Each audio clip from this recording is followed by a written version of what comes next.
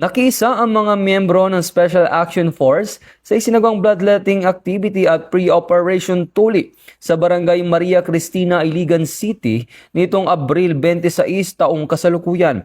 Aabot sa 150 kabataan ang nabigyan ng serbisyong libreng tuli at nakakolekta ng 43 bag ng dugo sa mga voluntaryong donor. Naging matagumpay ang programa sa tulong ng PNP-SAP. Iba't ibang ahensya at organisasyon nagbigay rin ng suporta si Vice Mayor Wekwek Uy sa pamamagitan ng pamamahagi ng 20 sako ng tigli 5 kilong bigas bilang pasasalamat sa mga blood donor. Ayon sa mga organizer, ang aktibidad ay patunay ng epektibong pagtutulungan ng komunidad at kapulisan sa pagsusulong ng serbisyong pangkalusugan at malasakit sa kapwa. Ito ang bagong PNP para sa bagong Pilipinas. Serbisyong mabilis, tapat at mararamdaman.